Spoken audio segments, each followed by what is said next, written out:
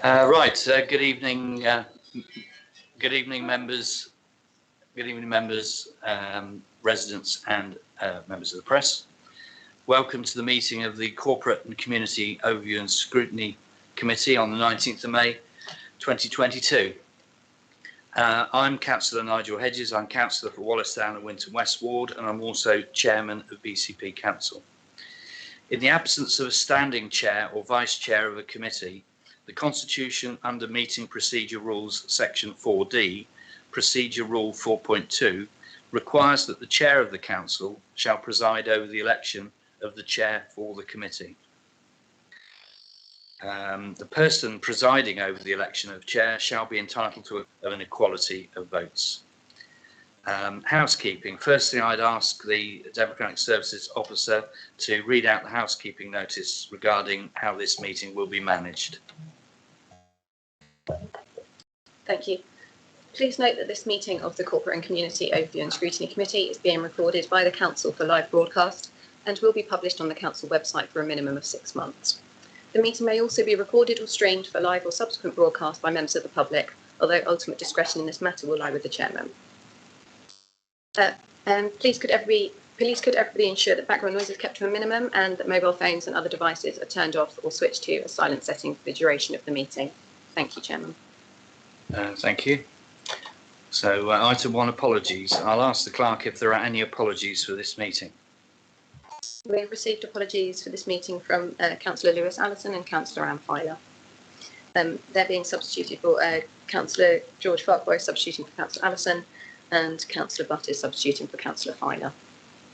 Under the agenda, that was item 2, substitute members. Thank you very much. Brings us to item 3, election of chairman. So I will now seek nominations for the election of chairman. All nominations have to be seconded. So could I have nominations for the role of chairman, please?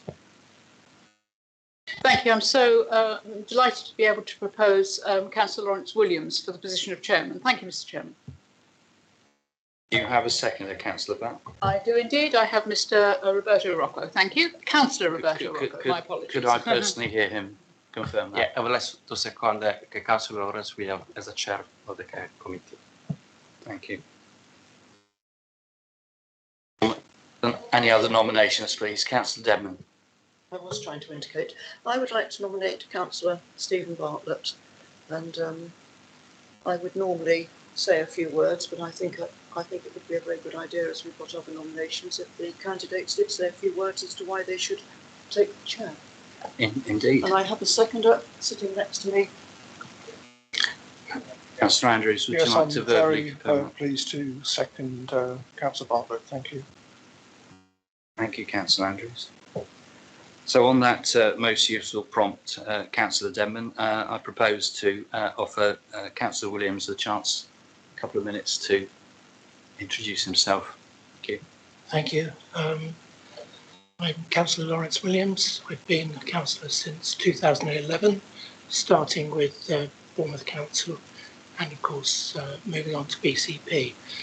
During my time with Bournemouth, I was a cabinet member for, I think, getting on for 7 years, with a number of different portfolio responsibilities, including corporate for a year at the beginning.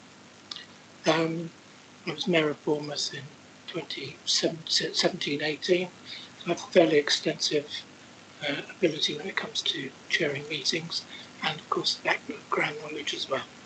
Thank you. Thank you, Councillor Williams. And I'd like to extend this same opportunity to Councillor Stephen Bartlett, please. Thank you, Chair, and thank you very much for the nomination, which I very much appreciate. You'll be aware that I've been the chair of the Overview and Scrutiny Board for the last 18 months or so, which I found a very challenging position, but I've always tried to maintain a fair and independent balance between the various opposition parties.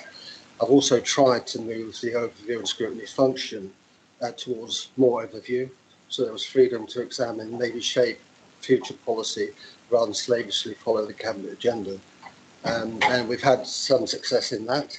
There's still a way to go, But I think this restructuring of the committees it will help in that regard by creating two separate committees, which will enable, of course, more overview and scrutiny. We hope. But I feel that I'm well placed to take on this responsibility, which I've willingly accepted, voted for. So I thank you very much, Chair. Thank you, Councillor Bartlett. There being two nominations for the role of Chairman of the Corporate and Community Overview and Scrutiny Committee, now call on the Clerk and Democratic Services officers to conduct a secret ballot, please.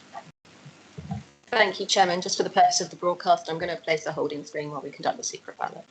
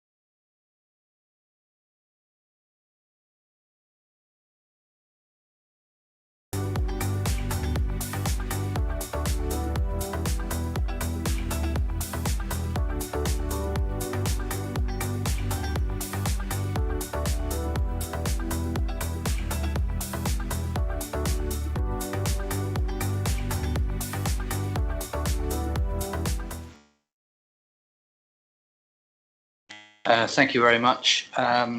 We've conducted the secret ballot and the votes have been counted and checked. Votes for Councillor Lawrence Williams as Chairman, 6. Councillor Stephen Bartlett as Chairman, 5. So as Chairman of the meeting at this point, I declare Lawrence Williams now is the new Chair of the Scrutiny Panel. Councillor Williams, if you'd like to take this chair and I shall vacate it for you. Thank you.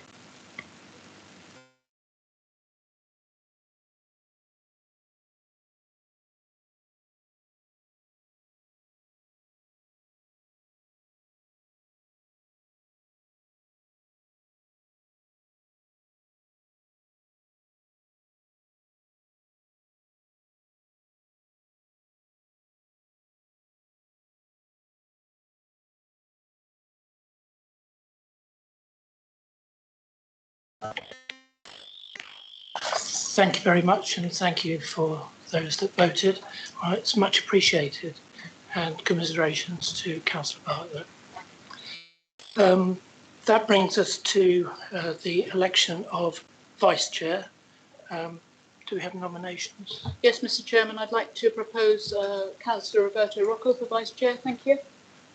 Do we have any other nominations? Thank you. I'd like this Marcus. Sorry, Lawrence, lost my voice a bit. I have to go and get a glass of water. I'd like those Marcus. Okay, it's hay fever season. I have a seconder, Mr. Chairman. Oh, I have a second. Yeah, Sorry. okay, Yes. I was going to come Thank back. you. Okay, your seconder. Councillor Hazel Allen. Yeah, I'd like to second the nomination of Councillor. Okay. And Second, Marcus Andrews, thank you. thank you. As we have a competition for the position of Vice Chair, can we have a secret vote, please? Thank you, Chairman. Just to confirm, I'll put a holding screen on while we conduct the secret ballot.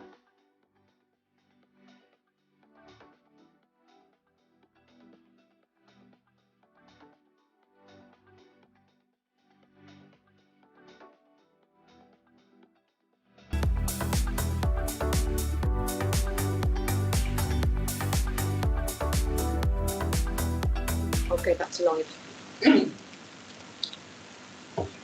Thank you, Councillor Andrews.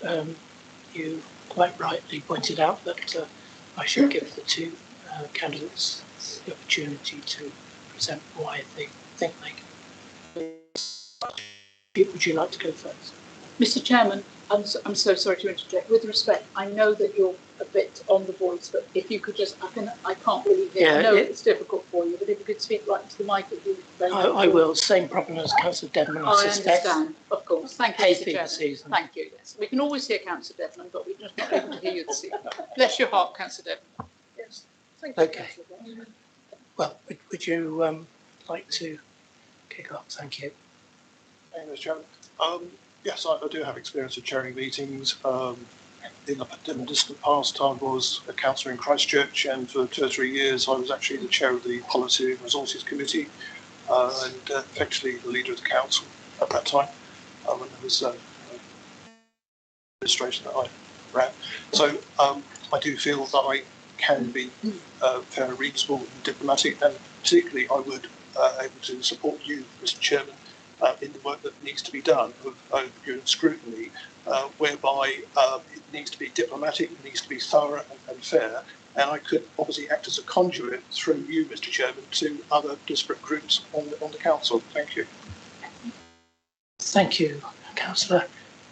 Councillor. Thank you. This is the first experience for me in BCP.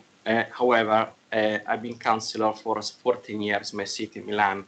So I got experience chairing meeting within a local authority, even bigger than BCP, but also here I got experience chairing meeting in my day job, and also in other opportunity, another experience that I got outside charities and other groups.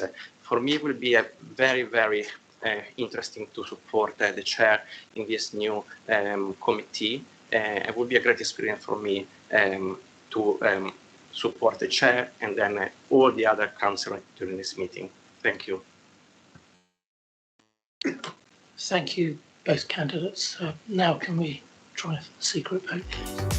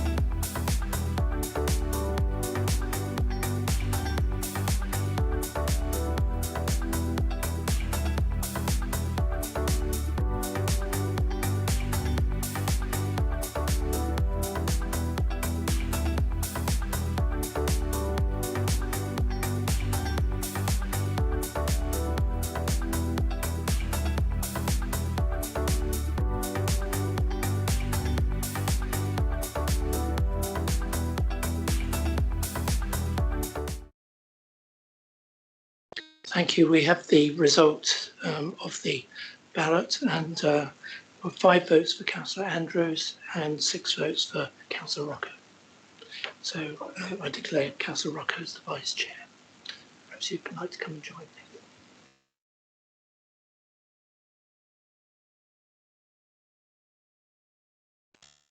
At this stage, can I ask if any councillors have any disposable pecuniary interests or any interests on any items on the agenda today?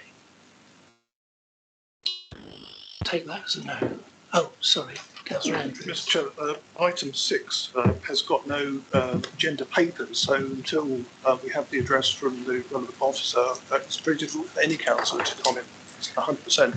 You were actually emailed the presentation this afternoon. But I accept what you say and we can review it. Mr. Chairman. Thank you, Mr. Chairman. Your indulgence. As I'm a sub, I haven't been invited to join the meeting, so I'm unable to pop my face up on there. So the public won't know that I'm here other than by name. Thank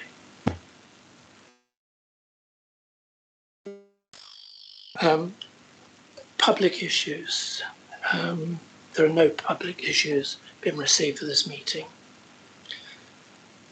I have been asked if we can move agenda item 7 and swap it with item 6 for the moment, as Councillor Green has another meeting to attend, and I feel that she should be given the opportunity now so that she can have the time she needs.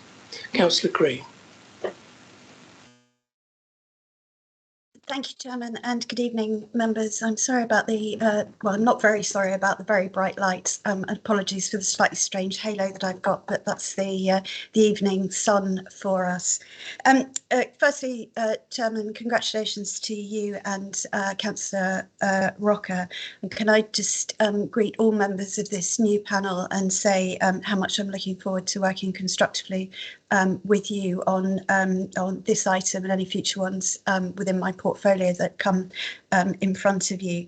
So I'm first up, which is very nice, but the eagle-eyed amongst you will have spotted that I'm actually the third name on the cabinet paper. For reasons that we all understand, this meeting's been arranged at relatively short notice, and due to previous commitments, neither Councillor Dove nor Councillor Anderson are able to be with you. Clearly very sorry that they're unable to, and I shall do my very best to respond to any questions you might have not so much on their behalf, but on my own account. So where we are is looking forward to next week's Cabinet when we're looking at the review of the fly tipping and fly posting enforcement pilot. This is something that's probably quite well known to a number of members, since it did receive quite a lot of scrutiny at the Overview and Scrutiny Board back last autumn, and then went through the, oh gosh, it's probably earlier in the year, and then went through the full Cabinet cycle. Today's paper simply sets out the progress within the pilot, and we're looking to continue it ahead of a full review in the autumn. And Cabinet are going to be asked to extend that pilot for that further 6 months, at which point, obviously, you know, in more detail, we will have more information. Just very briefly, to note some of the progress so far, it was an extremely low base in terms of information and enforcement that we had at the beginning of this pilot. And the report sets out quite clearly that investigations are now being undertaken when we have mostly intelligence-led reports of fly tipping. Leading in some cases to fixed penalty notices when the evidence merits it, and engagement with both businesses and residential properties in many cases. So we've been working with a private operator to respond to intelligence and complaints, as I mentioned, and taking on those investigations. However, just to be clear to you, members, the oversight of the complaints remains within the council's purview, and Mr. King is available on this call should you have any questions for him later on. And as anticipated, the scheme is revenue neutral. There's been some significant improvement in the management of commercial waste as the pilot's moved on, and that's been confirmed anecdotally to us by some of the town centre bids. So it's timely really to review where we've been going apologies, can't read my own notes, Chairman. And as the report sets out, a 6-month review seems the sensible time frame. But we obviously need to nuance the way in which we move forward by increasing our communications with businesses and with residents, by levering in the expertise of the council's own commercial waste compliance officers, and indeed looking at what's working well elsewhere during the period that we've been operating the pilot. You know, we have had some reports of other authorities doing something similar, and we think probably we've got a bit more to learn from them. So plenty more work to do, a positive impact so far, but you know, we need to go get the message out even more. And so this is the request to Cabinet to extend the pilot for a further opportunity for evidence gathering to come back to Cabinet later on in the year. Thank you, Chairman. Thank you, Councillor Green. Does anybody have any questions? Councillor Farquhar. Yes, thank you, Chair, and thank you very much to Councillor Green for the presentation. Councillor Green mentioned a significant improvement anecdotally being given by the bids. Do we not have any sort of data? And that leads on to my second question, is what additional information do we hope to gain from an extension to this trial with WISE? Would you like me to answer that, Chairman? Sorry, yes, please, Councillor Green. In terms of the data that we have, Councillor Farquhar, it's set out in appendix. I think it's the third of the appendices, and there's also the information that's come. You'll see some accompanying pictures, and those are clearly reports from council officers. And in terms of what else we'll learn, well, more of the same. We'll have gone through the summer period, which of course, you know, we feel that we need to complete the whole year cycle, and we will be able to extend, perhaps go do a bit more work in areas where, you know, necessarily we started in hotspots, and we would look to, you know, to extend into areas again where the intelligence leads us. If I may, Chair, for a supplemental, I do appreciate, and I have seen the figures, but the information was a significant improvement anecdotally. So I believed that was indicating an increase in the speed that cases were dealt with and possibly prosecutions. And I'm not seeing that information in the report. Councillor Green. It might be timely, Chairman, to ask Mr. King if he's got access to any further information. But in terms of cutting and slicing that information in a number of different ways, Councillor Farquhar, if it would be helpful, I think that's one thing that we could perhaps learn and present that data as well when we come back in 6 months' time. Well, thank you, Chair, but the idea and approved at Cabinet was that we'd actually have data to actually slice and dice at the 6-month mark. We're just getting an extension based upon what's in the paper at the moment, and it doesn't actually see that it's just anecdotally that the situation's been improved as reported by the bids. Would Mr. King like to come in? Hi, thank you, Chair. Good evening, all. Thank you, Councillor Farquhar. So where we were at the start of this pilot, or prior to this pilot, was we couldn't guarantee any response to fly tipping reports. And obviously what we've managed to achieve now is 1,738 fly tipping investigations, which has obviously resulted in a number of fixed penalty notices and a number of improvements from residents understanding that fly tipping is a crime. With regards to the commercial waste, within Appendix 1, there were 50 new customers for the council's commercial waste team between October 2019 and February 2020, so prior to the pandemic and prior to this pilot starting. And since pilot started, there are 80 new customers, including many new bag customers from Bournemouth Central.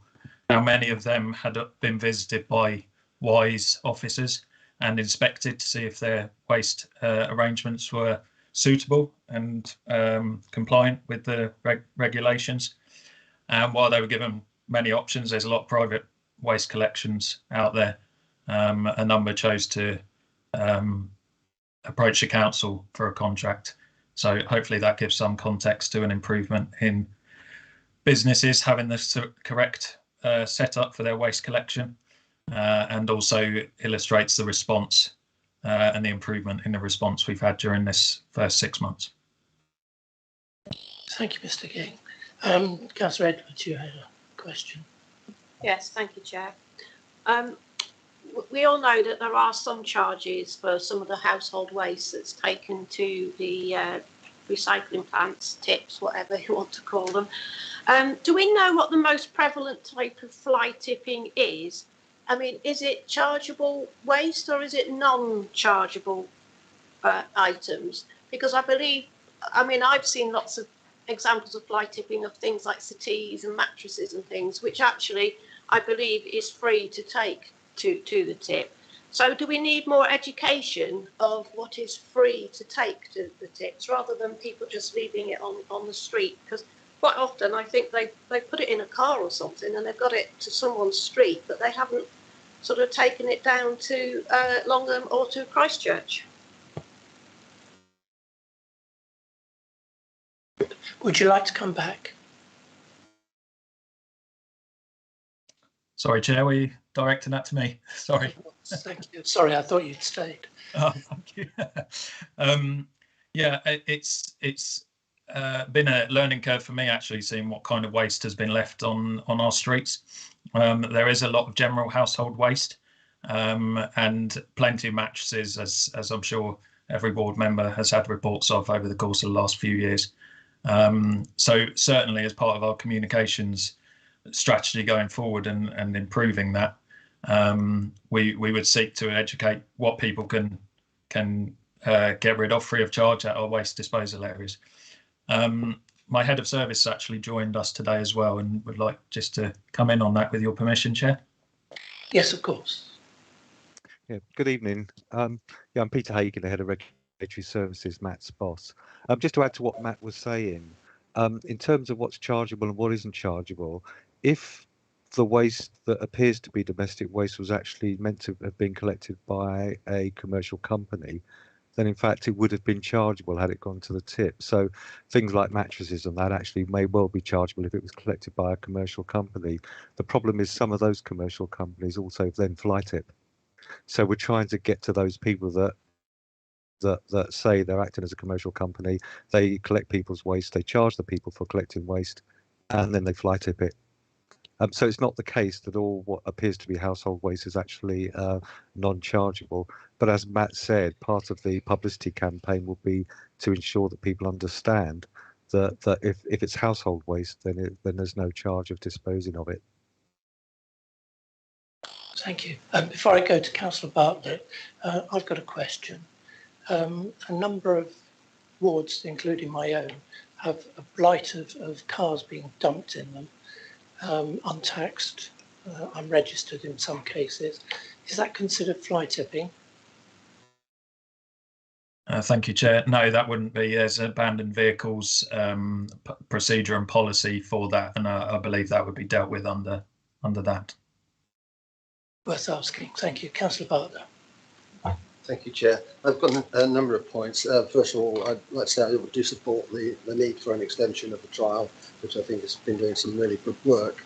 But I do have one or two sort of questions or issues I'd like to raise. The first is about the business duty of care inspections, where there were 249 carried out, of which the majority were served a fixed penalty notice, which would indicate to me that businesses are not generally aware of the legislation that they are required to adhere to in terms of disposal of commercial waste. Now, a lot of these individuals, I believe, were probably very surprised to find a security-looking guy arrive at their shop with a camera on the jacket and start asking them questions about how their waste. And there was an adverse reaction to a number of these calls. I And I guess it's how these are targeted, and there's a way of doing this without sort of intimidating the businesses more than they have been at present. And that would be, in my view, something about giving prior warning, you know, a letter or something to the businesses, because it's clear that the vast majority of these weren't obviously aware, or they were aware and ignored it because there's been no enforcement for years on this subject. But what worries me, I think, is that there's 249 inspections. That must be a very small percentage of the number of businesses that will need to be visited. And I'm just wondering if 6 months actually is going to be long enough, because 249, and I don't know if you do have a number of businesses that you're going to have to visit. And if you do, what are the criteria for going to those businesses? There must be some kind of plan of action to go to areas or certain types of business or whatever. And if you do have a plan of action, would it not be advisable, given the adverse reaction we've had in some cases, to start sending letters to the businesses ahead of those inspections? But of course, the aim is to prevent fly tipping in the long term, and I can see that fixed penalty notice does have the same effect, but it's a bit of a hard blow to suddenly start enforcing it in the way that it has. And I know that I had no knowledge of the way this was going to be implemented when the trial was introduced, and there were an adverse reaction in a number of wards to the way, you know, the surprise that people had. And naturally, they would take an adverse reaction if they were breaking the law, particularly if they knew about it. And I understand that, but I just think we've got to be a little bit more careful about the way we approach businesses. So I'd like to know how many businesses there will be targeted and how they will be targeted, and if there isn't any intention of giving some sort of prior warning in future. Which brings me on to the next point, back to communications. You know, the report says that our communications department is unable, but through resourcing, to support this trial. Frankly, and I understand, I think there are 42 people in our comms organisation. The thought that they can't support a trial like this, if those numbers are correct, you know, I find astounding, frankly. And, you know, this is an important trial. It needs to be supported. And I would have thought that comms team would have been able to do it. I think that's all I've got to say, Chair. Thank you. Mr. King, do you want to comment on those 2 points? Yeah, sorry, I was just making notes to ensure I captured the questions. Unfortunately, I don't have the number of businesses left to inspect, but there was certainly rationale behind the businesses we chose to inspect, which was from my previous work as Environmental Protection Officer in Bournemouth, knowing where the biggest challenges were in terms of business waste. And as Councillor Bartlett pointed out, the feedback we had from our waste environment officers were that warnings had been given plenty of times. Every time there was any waste call down to certain businesses in certain areas of Bournemouth and the rest of BCP, it didn't really result in what we required. That said, we made extra effort at the start of this pilot to let businesses know through the bids and through the economic development weekly email that went out that this would be starting. With the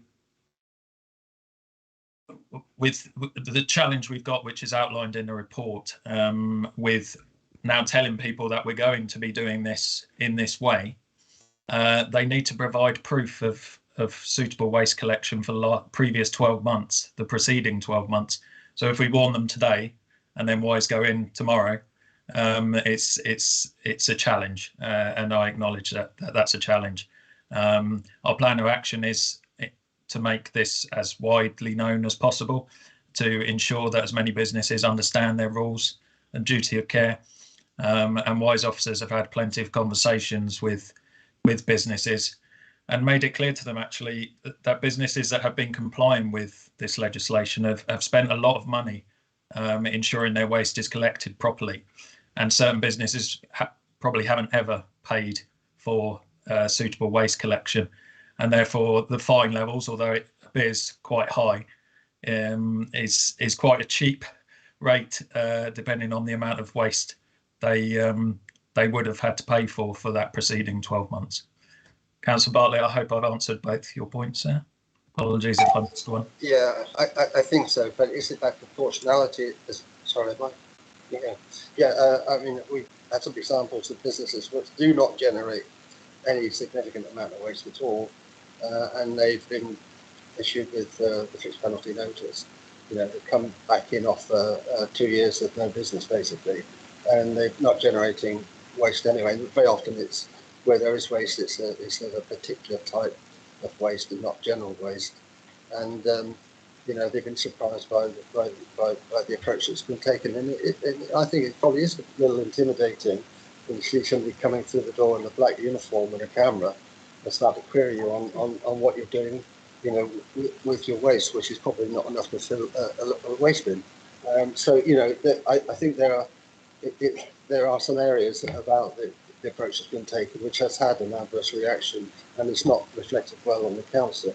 And that's all I would say. I mean, clearly, it's doing some really good work. Don't let you think that I'm having a go here. But you know, there have been a number of adverse reactions. I actually did a trial myself. I went around the various shopping places in the ward, and generally the enforcement team's approaches were well received. But there were some that were not, and they were quite severe reactions too. I just think we have to be a little bit careful in that. But no, I'm very happy, as I say, to support a continuation of the trial. But I think we need to give a bit more thought about one or two of the areas that we're going into. That's all. Thank you, Councillor Bartlett. I'm sure that's noted. Councillor Dedman. Yes, thank you, Chairman. I'd just like to give a personal detail about the disposal of a double mattress, which I'm still attempting to do, and only in terms of how it happened, which was that I had a fridge and freezer collected by the council, beautifully done, did it all through the computer, you know, typing away, it was all wonderful, and I had a password, I set myself up an account, I thought, wow, this is good. When I went to then, 2 months later, try to dispose of the mattress, the computer, as they say, said no, wouldn't let me in. So I ended up having to go via the telephone, take up an officer's time. So that's one thing that I would say, you know, God-fearing people like me, you do get a bit fed up. And it was very tempting to not look in the yellow pages, you know what I mean, what used to be the yellow pages, and find a firm that said, we've got a licence. And I didn't, precisely because of what the officer said, which was, I have heard these stories that, oh, well, they may say they've got a licence, but how do you know? So I've stuck with the council. They're coming next Tuesday fortnight or something at a huge cost. So anyway, that I do see why people get, you know, a little bit put off by it all, but obviously councillors can't get put off. I want to take up the point on point 16. There could be a reputational risk to the council where enforcement actions are misrepresented in the media. I don't know if anybody else read in the Echo, there was one certainly not at all misrepresented in the media. It was one of our residents who'd put a box outside for her son to pick up, and an officer came and fined her a lot of money. And we've had correspondence with her. She claims one thing. I don't know what the officer claimed, whether the officer said she refused and whatever. She had put her name and address on a box. She had put it outside her front gate. Her son was going to come and get it. She was told that it was fly tipping, and as I say, was fined and has paid the fine, but it did actually get in the paper. And I think that those things, whoever is doing the face-to-face, what do we call it? Yeah, oh, thank you, Councillor Butt. Interaction. Whoever's doing the interaction, they do need to be a little bit more careful. And the other thing, on 47, which Councillor Bartlett was talking about, that the comms are struggling, so can't do engagement, so we're going to get a contractor in. On 47, I think you say the campaign should result. Well, I'm hoping that there will be a way of auditing the result of a comms campaign, which, because we can't do it, a contractor will do it. So I would like assurance that we will know that it's been worthwhile having a comms campaign. Goodness knows how we'll do that, but I'm sure there's a way, because we will clearly be paying a contractor to do it. Thank you, Chair. Thank you. Which one of you would like to answer? Which one of you would like to answer that? Matt? I think Peter Hakin wants to come in, Chair, if that's okay. Okay, yes, no problem. Thank you. Yeah, thank you. A good question about the comms campaign. In fact, our comms team did support us at the beginning and have continued to support us. In fact, what this is about is that experience tells us that the mechanisms that we currently use through comms, which largely is based on social media and also therefore to what degree the local media pick up on that, hasn't reached the population to the extent that we would like. So what we're looking at here is a paid campaign whereby we go and proactively advertise. So we put adverts out there to make people understand. So it's not just through social media, it may be through local media networks, through the local paper, so that we reach a broader audience and not just rely on those that pick up on our own social media sites. So that's where this funding is coming from. Because we want to reach as large a part of the population as possible, so that it's not a surprise to them when someone in a uniform turns up and gives them an FPN. Just picking up on previous points as well about the degree to which we visit commercial premises. Part of the recommendation is in fact to use our enforcement officers, our existing commercial waste enforcement officers, to do more of that targeted work, as indeed they have been doing over the many years, but where they haven't previously been serving fines. And as I think was mentioned, that's perhaps the reason why businesses haven't gone out and got their contracts in place, because there's never been a penalty for not doing so. But now when they receive that engagement from those commercial enforcement officers, they will be the enforcement officers will be able to say, we have served fines on X number of businesses, so you need to get your commercial contract in place. Thank you. Thank you. Councillor Earl. Thank you, Chair. Like Councillor Bartlett, I had a number of complaints locally, and one in particular really stuck with me, where they thought that the people coming in were potentially a bit of a scam because the approach didn't feel very professional. But I've raised that with Mr. Hakin, and I hope that that's been dealt with. But what I wanted to ask really was around this communication strategy. I can see that it says throughout the report about a communication strategy, but it doesn't really say what that might include, whether it's visiting different businesses, or whether it's purely putting things out on social media. So it'd be good to get a bit more information about that, please. Would it be appropriate for me to respond to that, Chairman? I think it would. And thank you, and to all members. I'm making notes as we go along, which will certainly inform that communication strategy. It is many pronged. Let's be clear. We're fly tipping and fly posting occur in a number of different ways. There are the mattresses, there are smaller issues as well, and I think we just need to make sure that we are listening to people's concerns, and the things that members have raised this evening are immensely helpful.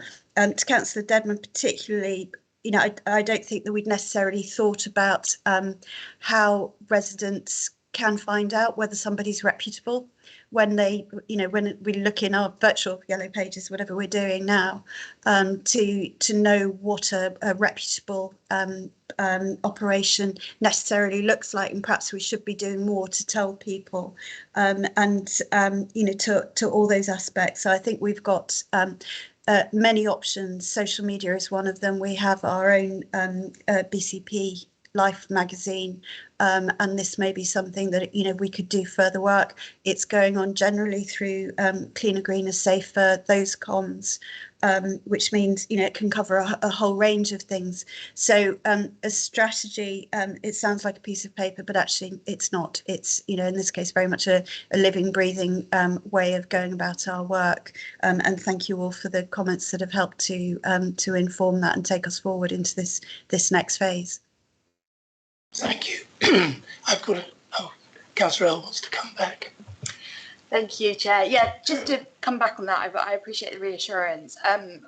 The distressing case I was talking about, which was concerning to me was because there was a language barrier.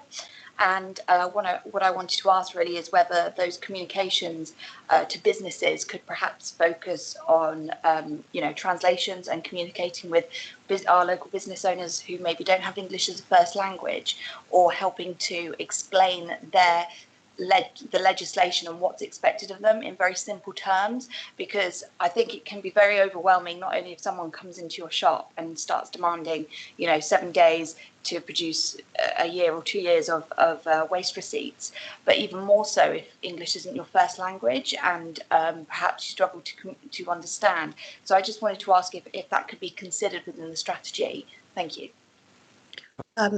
If I can just say that's a really helpful heads up. Thank you. I mean, the trusted voices approach to communications in all sorts of things, whether it's public health or through the business community, is probably our best route into that. That's a really helpful point, and I'll certainly take it back and see if there are particular routes that we can use. I mean, there are networks who we know, and we're probably quite good at getting in touch with the networks we know.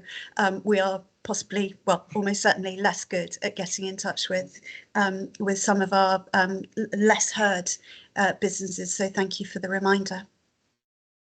Thank you. Thank you. I've got Councillor Hedges and then Councillor Butt. Thank you, Chair. I've done the maths. I've been involved in town centre retail for 48 years. Pretty scary. But in the last decade, litter, dumped waste has been progressively proliferating. Under Bournemouth Borough Council and BCP have always made strenuous efforts to extend their trade waste contracts, mainly because also they were cheaper, but there are always these specific hotspots, and whilst not all are trade, a lot of the evidence of waste was commercial and trade. Councillor Bartlett, I'll respond to the fact about the surprise that some might feel when somebody comes to see them, but quite frankly, when hundreds of branded napkins are actually in domestic rubbish bins, there shouldn't really be any surprise, but it's always best to be able to advise them in the softest possible manner. So I've been able to witness direct engagement from wise officers and seen prompt action in quite a number of areas, as Mr. King will concur. Certainly I've seen BCP waste enforcement officers working with WISE, and if I just mention the Granville place in particular, I'm sure there's a whole dossier on that particular area on its own. I've generally got 2 questions here. First question is, how many WISE officers are active at this time? And the second question is, and it's been mentioned too by members previously about mattresses and things, there's a large turnover of residential flats and properties in the centre of town, and I've had complete flats, beds, sofas, teddies, pelotons and what have you dumped in the road, and they've had to be cleared. Do WISE now, can they go directly to the landlords and the landlords managing agents, advising them in advance that when these flats are cleared, it is expected that it would all be taken away? But other than that, I would say I'd very much like to see the WISE contract extended, the experimental period, because I've personally seen it working firsthand and find it the way it works with BCP council officers, and it is that final hole in the armour being fixed, where the fact that there is that particular issue that they will be enforced. And if I could just refer quickly to a notice of intended issuing of an FPN was rescinded, and quite rightly, because although the boxes with the young lady's name on from my ward was dumped in Boscombe ward, it was proven by Amazon that those parcels had been stolen, and the boxes dumped on the pile of other waste in another ward. And WISE followed that through, and the letter of the intention of fixed penalty notice to be issued was rescinded. So even when there seems to be almost irrefutable evidence, when the correct evidence is presented, WISE were fleet of foot and handled that as it should have been. Thank you. Councillor Green, do you want to come through? I think those the questions from Councillor Hedges might be better going to Mr. King in terms of the number of operatives. Mr. King. Thank you, Chair. Yes, so 2 officers are currently working with WISE on the ground. They have a dedicated administration support, I should say, apologies. And they have a manager that comes down here regularly, sort of every 2 to 3 weeks. In terms of the information going to landlords and letting agents, I think that's a fabulous idea and will definitely form part of our communication strategy. And our waste compliance officers can be tasked to proactively speak to as many letting agents as possible. And as my head of service mentioned rightly, finding out the best way of getting that message to different groups is going to be key to this communication strategy being successful. Thank you. Councillor Bott. Thank you. This is obviously a BCP-wide challenge, and it is an absolute breach of law, and it's nationwide as well. But with regard to the continuation of trial, obviously we have our officers, but I really feel that the ward councillors are at the heart of this, because the community are the most aggrieved by this particular behaviour. And it is the ward councillors who are there in the heart of the community, under the representatives people at we are there. We're supposed to be within our community, knowing what's going on any way. Now, it's always difficult for some individuals to, the reportage of what's going on. That's always a challenge. But is there a dedicated data capture venue for this? I've had mattresses, like everybody in the room, we've all had our anecdotal mattresses and whatever it is, pile of grass clippings, whatever is dumped. But I believe that we have 76 councillors and we're all out there, we're all working very hard in our wards. How can we better support this particular initiative so that that intelligence is captured and captured quickly, and give confidence to our community that we're actually there for them? I think that's really, really important. Obviously, the ward councillors are the conduit with regard to our community. We're the first port of call. And with anything that goes on, I tend to get a text or a ping or something or a phone call, and it's like, oh, so-and-so and such and such is happening. And I'd like to think that people are coming to the ward councillors first, then we can channel that, and then we have an ability to be able to go to the officers. Because if we have 50,000 people going to the officers or to WISE, how is that challenged? How's that data capture dealt with? That's going to be a difficult undertaking. So it's how do we as ward councillors better iterate and better support this, bang to the microphone, better support this initiative. And I certainly support the option that's going forward. Thank you, Mr. Chairman. Thank you. Mr. King, do you want to answer that? Thank you, Chair. Sorry, I'm just making sure I captured everything. So reporting, as acknowledged in both the previous report last May and this report, is quite challenging. There's harmonisation of reporting ongoing. And that was part of the assistance that WISE have provided, that we've got a better picture and a better understanding of the true scale of this issue across BCP. There are still multiple routes in to report fly tipping. A lot come to my inbox as they do to members. And part of what we want to do during the next 6 months is go and see other councils, see what systems they have, but understand how they capture a true picture of it and make it easy to report, which of course, if we're going to be pushing comms out to people to increase confidence that action will be taken on fly tipping, we need to ensure that report is as easy as possible, how to report it. And what I'd suggest is I will let all ward members know the easiest way to do that in due course, if that's acceptable. Thank you. Right, I have 4 speakers, and I think after that we'll, if we may, draw a line. But you're at the end, I'm afraid. Councillor Edwards. Thank you, Chair. I wanted to concur with Councillor Bartlett, because we visited a lot of the premises together, about the WISE officers visiting, and we did have a mixed reaction to their visits. However, what I wanted to ask about was the other half of this, which is the fly posting and banners. Now, I believe quite a few banners actually need planning permission. We have a number of banners up, for example, Slimming World. And which after a while they begin to look tatty, they're dirty, and just don't look good at all. And the other thing is the fly posting that we see where Christmas trees are advertised and it's March, you know, it's been and gone. So how are we getting on with tackling some of the fly posting? Because presumably they have a business on there and therefore are easier to contact and to possibly fine or just warn not to do it. And if you're going to put it on a signpost, I believe that needs planning permission as well. I think that's pretty council-wide, but Mr. King, would you like to comment? Thank you, Chair. Yes, fly posting was fairly new to myself, and I've learnt a lot from the WISE officers with their experience of this. And our events team still proactively approach businesses that continually fly post, and that was happening prior to this pilot starting. It's just we've now got an enforcement arm with it.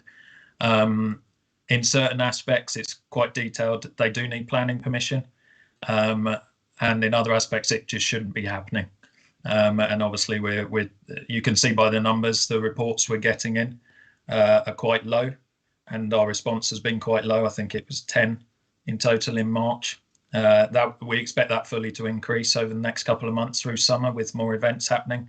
And I'm quite confident, having experienced the response to this issue now, that it will be quite a robust response. And hopefully that's answered Councillor Edwards' question. Thank you.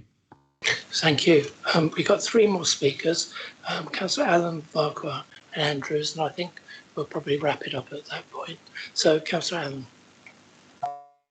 Hi, thank you, and thank you for your presentations. I just wanted to pick up the point on comms plans. It always amazes me how amazing your comms plans are, that people don't find out about things. And I think, and it's sort of from what people have been saying today, some people have been surprised a little bit by being approached, which is understandable. So I was just wondering if there's a possibility that the comms plan could be rolled out ward by ward or area by area, so that then you could potentially have your ward councillors involved, your ward committees, your forums, your businesses, so that everyone could get behind it and concentrate on it for a period and then move on to the next area. I think that might land a little bit more. So it's just a suggestion. Thank you. Thank you. Somebody like to come and comment? Councillor Green. Oh, that's a bit of a head scratcher one for me, actually, because I think what we found is that this isn't just a geographic issue, and there are those many layers in which this operates. And going back to Councillor Earle's point about dealing with different communities, they're very often not geographic. I will take that away, if I may, and raise that in the discussions we have. But I think there are clear sectoral issues. But I do take on board the point about making sure that ward councillors are very clear and have the right information to disseminate through the network that they've got. And they are probably the best judge of how to do that within their area. So I can certainly take that away. Thank you. I think that'd be very helpful. Councillor Farquhar. Thank you, Chair. I just wanted to raise a point as regards the follow-up and building up the trust and the support for the cleaner, greener, safer approach to this.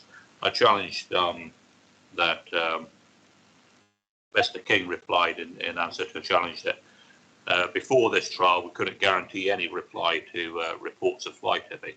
I'd like to just praise his team because I found them, when I reported fly tipping, to be very swift. It's there within 24 hours. They've carried out their report and they've fed it back. In many cases, it's a case of that there isn't evidence, but there is evidence of rats or vermin or health risk and so on and so forth. Concern which I've got is building on that trust that a report would be actioned or get attention, initial investigation. I have no problem with that. The difficulty is that I'm pleased to hear that the enforcement officers are now going out with the WISE teams so that they can take up the reins, as it were, with the businesses. But we have to follow through with the clearance teams. because there's no point saying, well, we've investigated that, we can't find who's the cause for it, and it still sits there, even though the resident has reported it 2 weeks prior.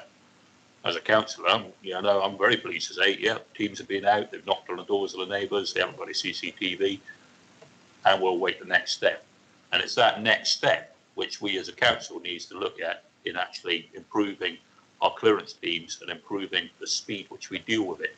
Let's deal with the legal side of things after the fact. Let's get it cleared first, because that, to me, meets with cleaner, greener, safer. So rather than arguing a toss about who put it there, whether it's on private land, etc., clear it and then follow up forward afterwards would be best. And it might well be that in your investigations with other councils, that's how they actually deal with it. And I think we need to focus as a local authority on actually dealing with the next step after investigation, which is the clearance.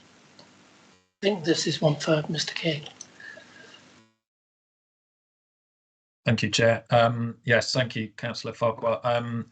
With private land, there are legal issues with clearing, and I know we've had a number of conversations that illustrating those challenges.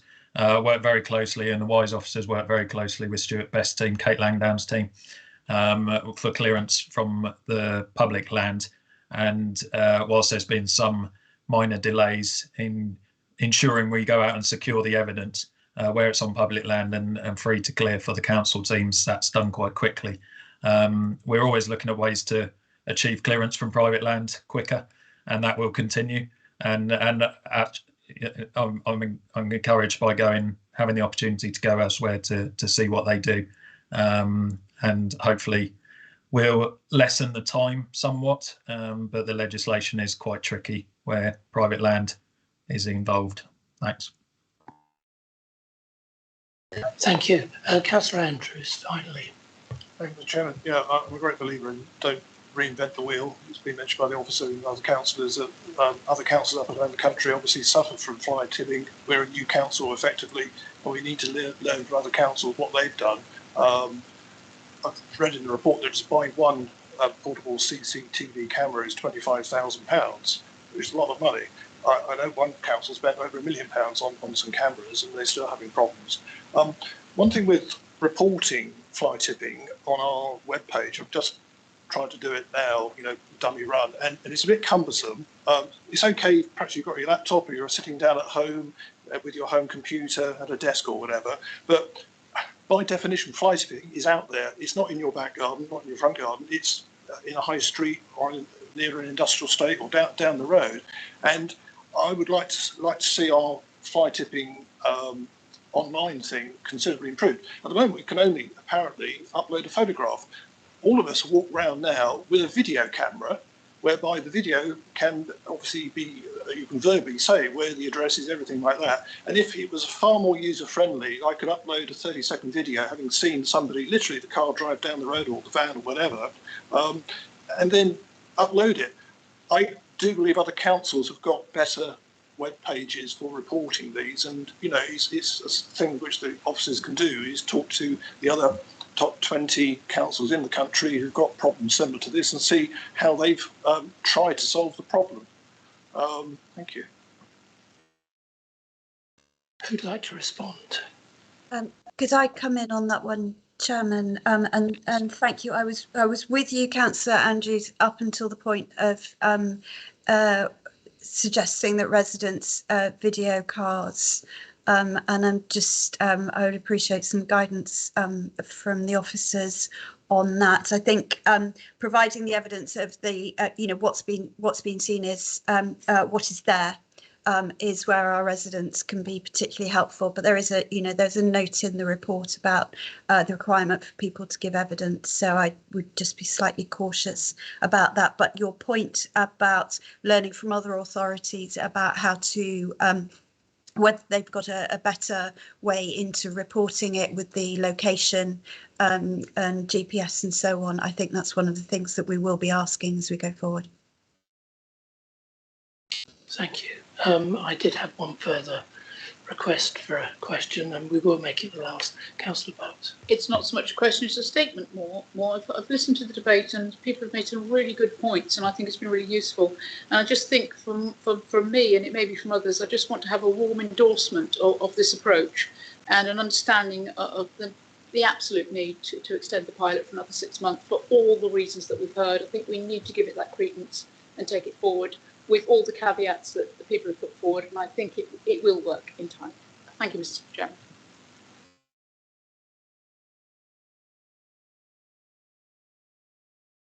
Sorry, I believe we've given it a good airing, and I think there is a way forward, and that is to review it again in 6 months. Are we all agreed? Yep. Okay, so the recommendation is to review in 6 months again. Thank you. Thank you to Councillor Green and Matt King and your Thank you, boss. Chairman. Thank you. Now we move back to the first item, and I call Julian Osgothorpe to give a presentation. Thank you, Chair. Good evening, councillors. In September last year, the predecessor board to this committee held a dedicated session looking at the council's overall transformation programme. And it was agreed at that session that there would be regular updates to this, well, at that time, that board, but now this committee. And this is the first of those follow-on sessions. So I will quickly run through a short set of slides and then open it up to questions from you all. I don't believe any of the content will give rise to disclosable pecuniary interests, but if people do have any concerns as we move through, then please just indicate. So just quickly recapping, when we talk about the overall transformation programme for BCP Council, it's made up of 3 principal parts. The first and perhaps the largest and most often associated with transformation is the work that we're doing around the organisational design and the operating model, including all of the technology, data and processes for the council. But there is also work that has been going on around pay and reward and the people strategy for the organisation, as well as the first phase of the rationalisation around estates and accommodation. And I'll cover each of these in a little bit more detail as we go. But just to recap that the reason we've set out the transformation programme as it is with these three principal components are to invest in, to protect and enhance our frontline services. But also we've been very clear that in doing that, we need to find means of supporting the council's medium-term financial plan over the next few years.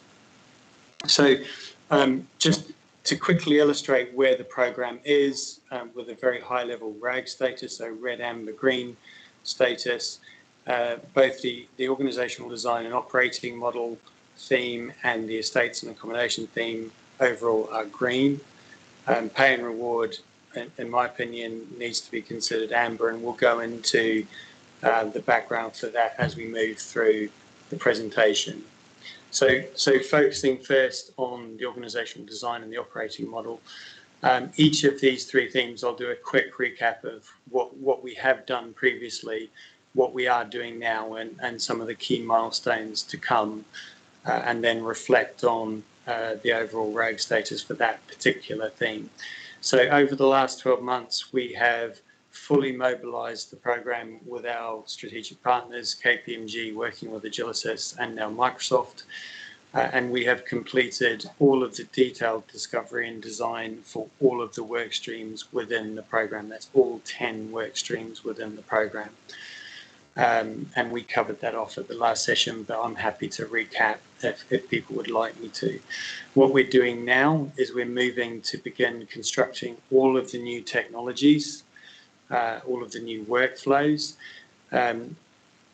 quite appropriately, apologies, the words escapes me, but we're working with the housing and the environment teams to look at all of their core processes, all of their core technologies, in order to do many of the things that have been referenced here this evening. So that is the web front end, making sure it works on all mobile smart devices, making sure it is fully integrated into all of our line of business systems that operate behind the web, so that the experience from first point of contact with the council right through to the fulfilment of that request is as efficient and as effective as possible. We have started working on the third-party spend program. That is looking at every pound we spend as an organisation to look to take advantage of our increased scale post-local government reorganisation, and to identify how we can leverage relationships with many of our current providers and suppliers in order to reduce the overall cost of those relationships, as well as to improve the outcomes. And we are now moving into planning the delivery of the benefits realisation. So how are we going to deliver the savings and efficiencies to support the medium-term financial plan over the next 2 years?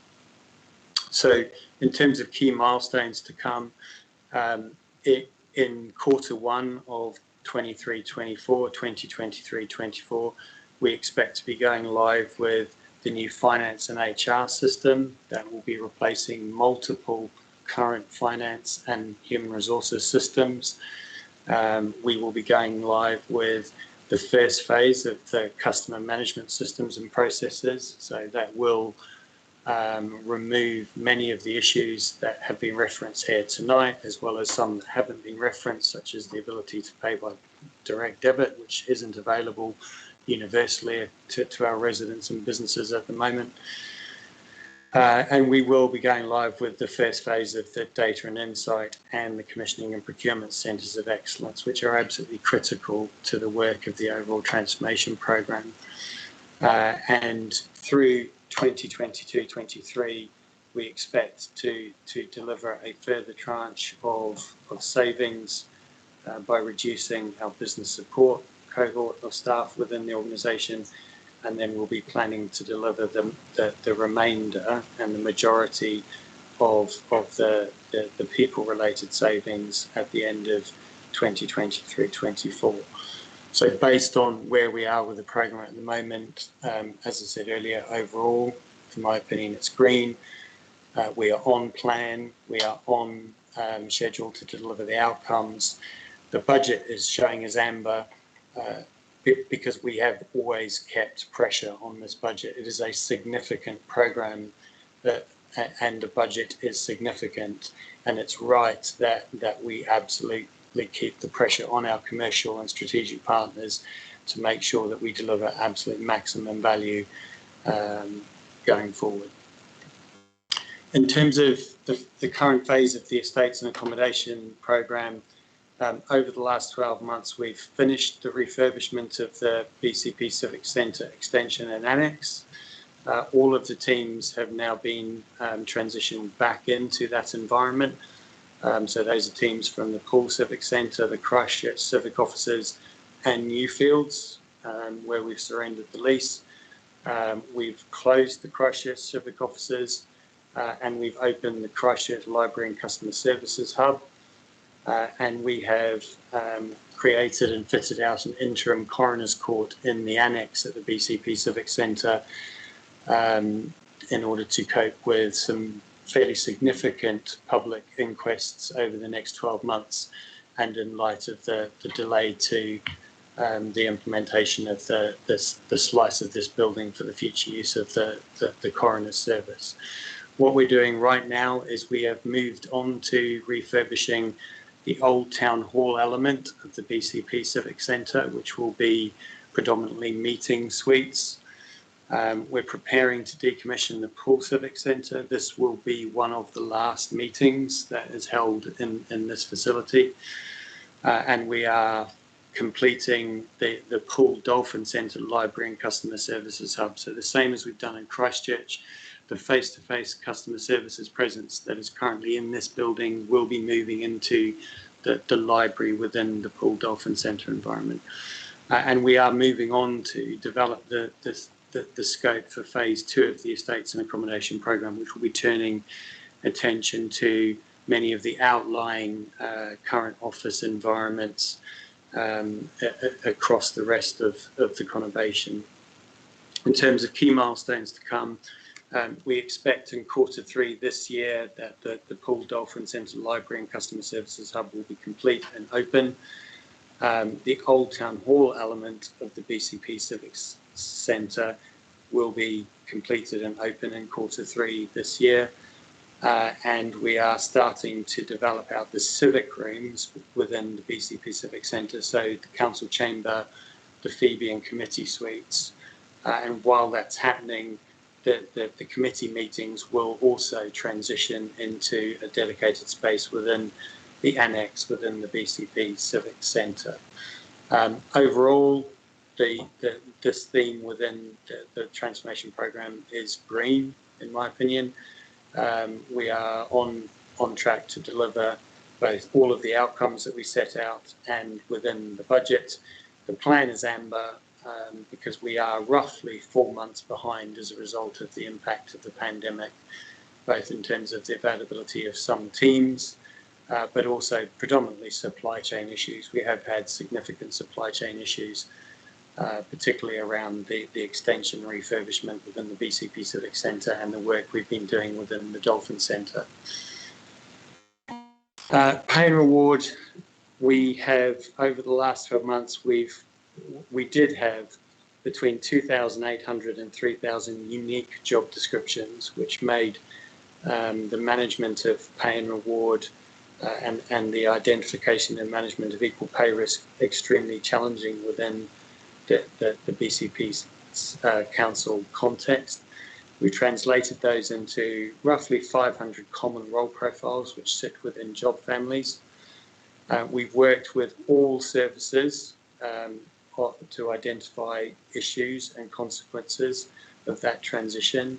We meet weekly and have been meeting weekly with the trade unions over the last 2 years, actually, and we've been trying very hard to identify their concerns and their issues and incorporating their views into the overall approach to the programme and the options around the implementation. And we have in council in February this year taken the decision within the budget and the medium-term financial plan to defer the implementation of pay and reward until April 2024. What we're doing now is we're looking hard at how we maintain the relevance and the momentum and the integrity of pay and reward as a programme while we are paused waiting for that delayed deferment. And we're also looking across the organisation into the services and the teams to consider any stranded pay issues that we have over the next 2 years while we wait for the deferred implementation. We will be through 2023-24 hopefully working with the trade unions to agree the consultation and the ballot process, and then we'll be looking forward to the full implementation of pay and reward in Q1 2024-25. So overall, in light of the delay, I think it's right that we consider this element of the transformation programme amber because of the delays to the plan. However, the overall budget for this element of the programme and the outcomes that we'd intended to deliver are still green, in my opinion. They're waiting to go. It's just the consideration given within the medium-term financial plan as to when the right time to implement it will be. More generally, around how the programme is governed, we have a governance structure which is sitting underneath what is called the Transformation Board. That then manages 3 theme steering groups for each element of the programme, and each one of those theme steering groups has multiple project teams sitting underneath it, so ranging from 3 for pay and reward up to 12 or more for the operating model and organisational design element of the programme. Each of those, so it works in the following way. So transformation board meets monthly and looks at integrated highlight reporting for progress, risks, issues, exceptions.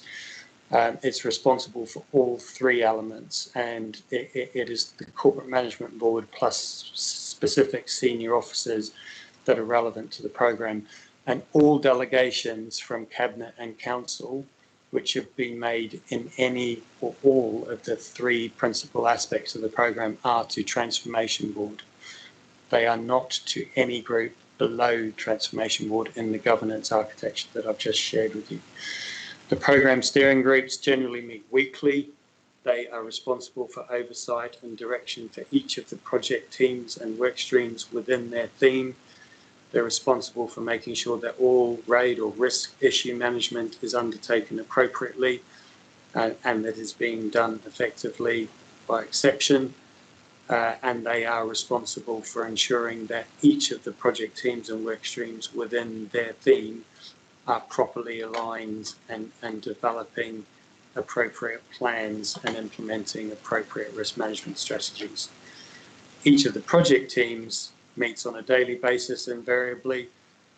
They are responsible for developing their own project plans, their own resource management plans, and the identification of their own project-specific risks and issues.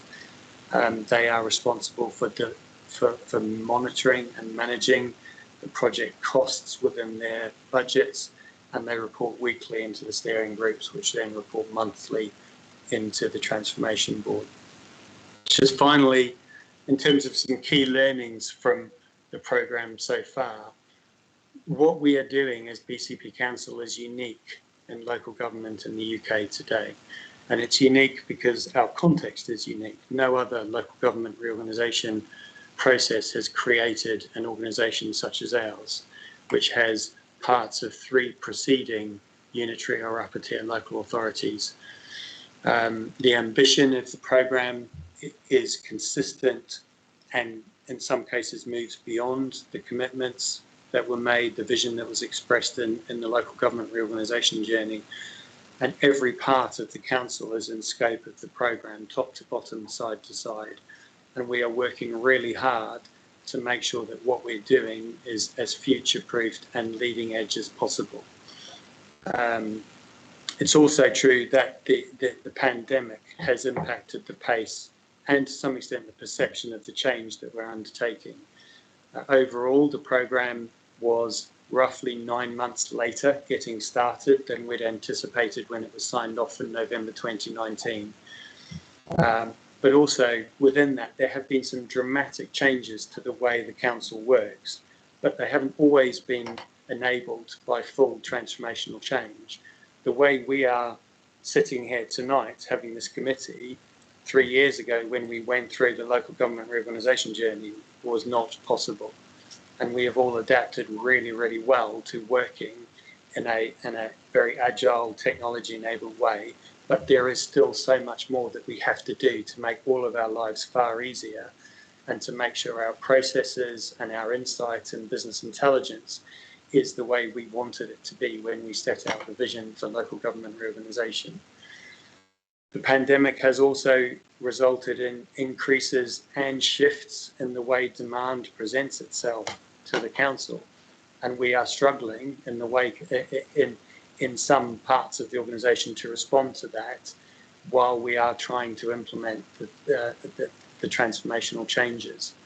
And it's also fair to say that whether it's referred to as the Great Resignation in the media, it has changed the employment environment for local authorities and for private sector employers.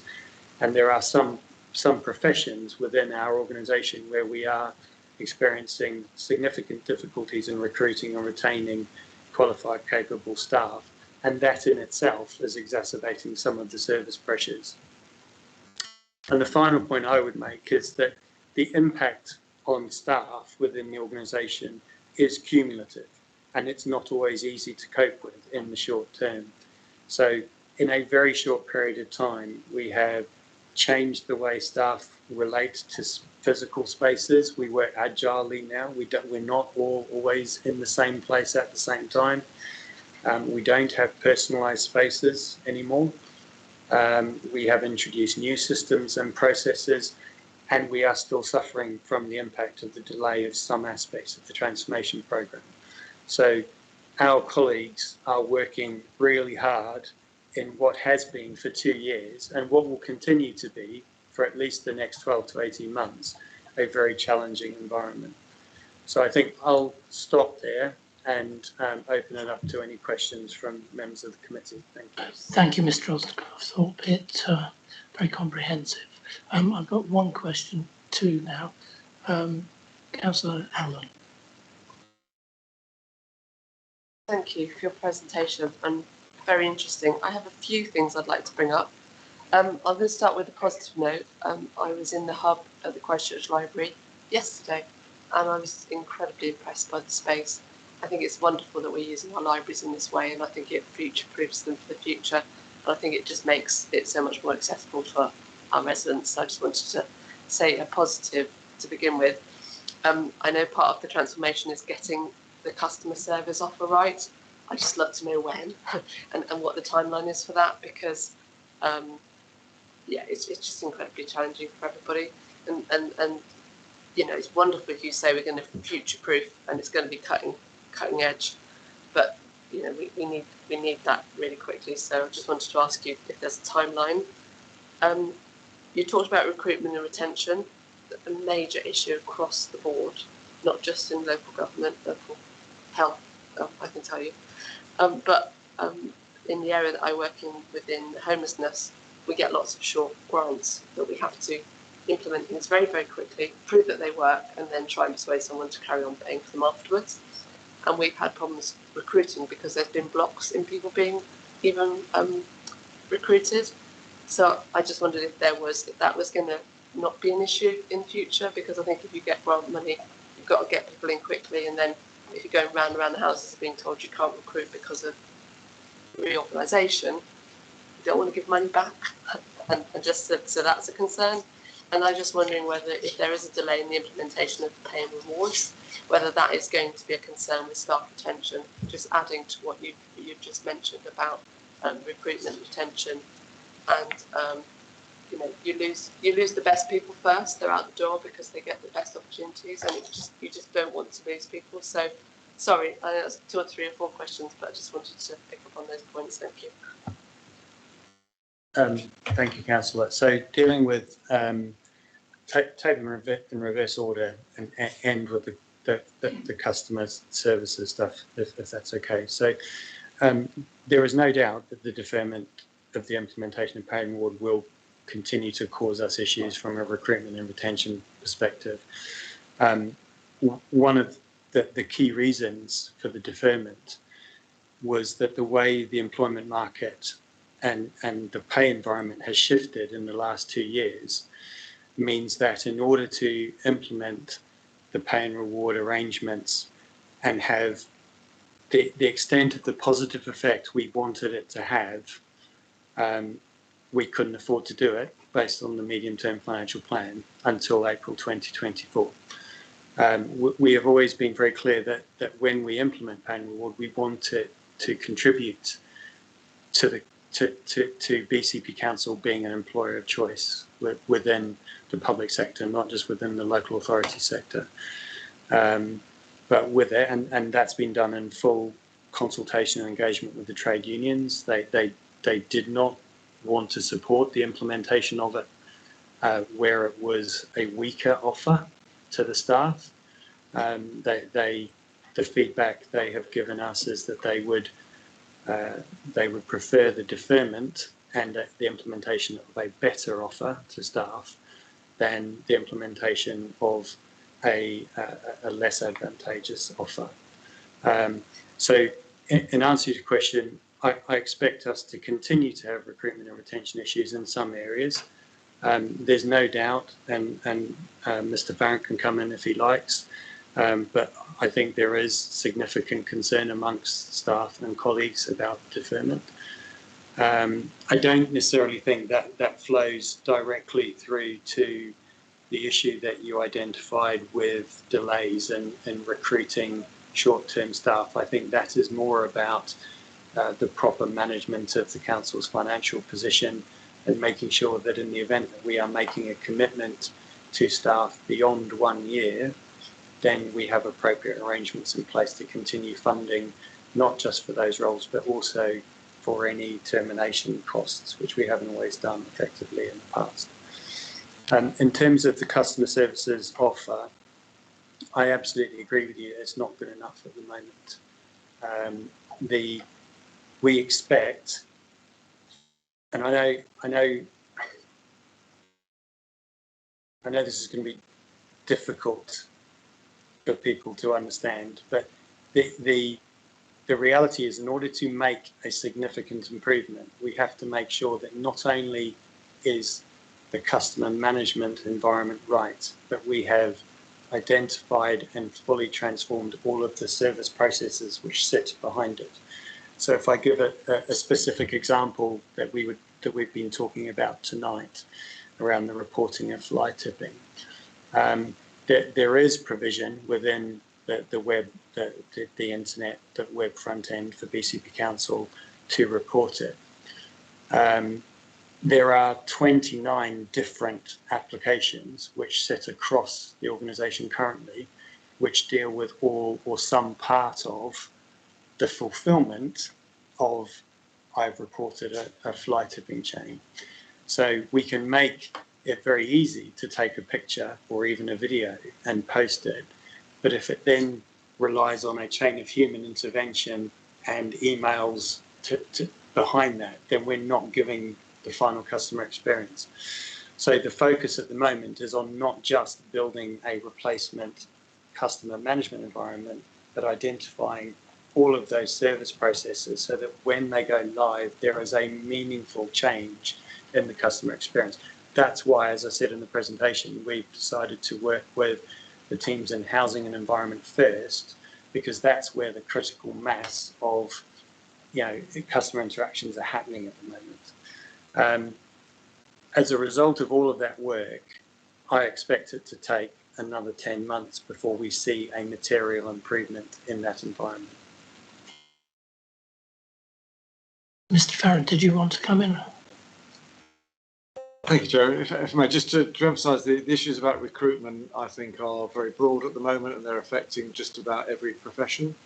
So I do think we are struggling along with many other employers, and I think there was a statistic that was announced yesterday that there are more vacancies than there are people that are unemployed now for the first time for many years. I think that was a national stat.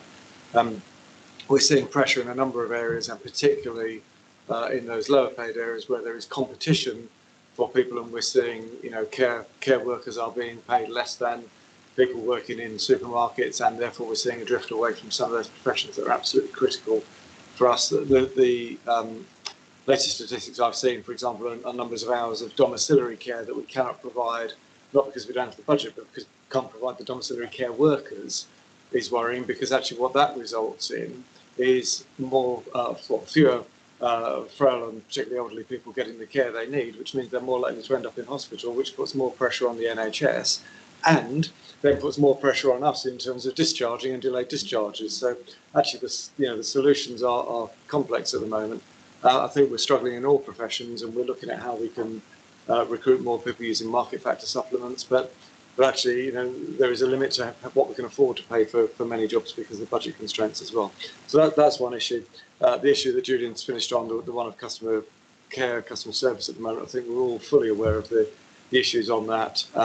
We have to tackle that, but that is the solution is complex, and it requires us bringing together 3-4 historical legacy systems, none of which were good enough to be translated for the scale of the council that we now have.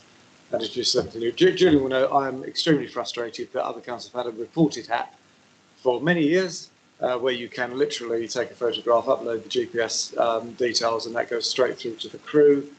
For us, that is not possible to implement. We could implement it in one of the systems. Which area? And of course, that wouldn't work, because we'd then have to develop an entirely new system that would only work in one of our 3 preceding areas, and then have to do the same again. So it's the right solution that we're following, but it is extremely frustrating, because I think we would all accept not necessarily the customer service, but the ability of customers to get hold of us and get those details in. Actually, that's one area where we haven't been able to recruit as well. We've put budget in this year. into the contact centre, and we haven't yet been able to recruit to all of those posts that we have got funded in this year's budget, which is frustrating for us. Thank you. I got Councillor Earl and then Councillor Butt. Councillor Earl. Thank you, Chair. One question is more just because of in the report, in the agenda, it says, please note that it's possible that discussions on this item may require the committee needs to make a decision to hear part of the item in exempt session, and I couldn't actually find anything in the report exempt.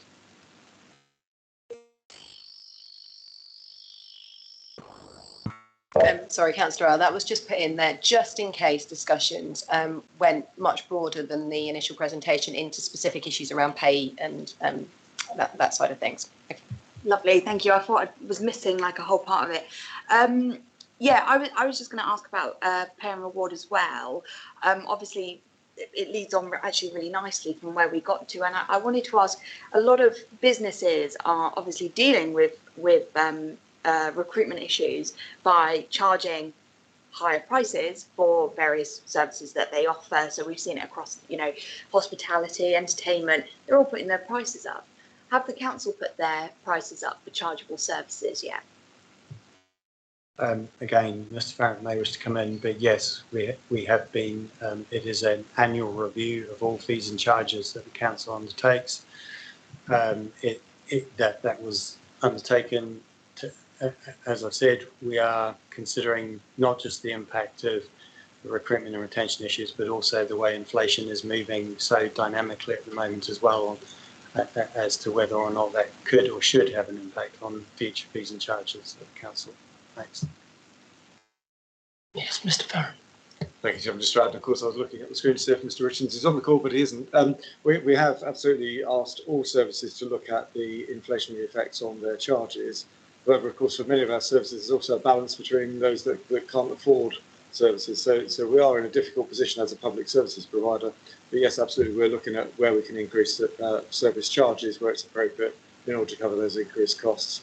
I have to say at the moment that inflation is running ahead quite quickly, and therefore keeping up with that. If we'd done our price increases in February, we would not have been forecasting inflation increases as we're seeing now, and that is one of the challenges in the budget, because we prepared our budget January through February, got that all agreed. We're now seeing inflation at 3 or 4% higher than it was even at that time now. So that's one of the challenges we have. Councillor Butt.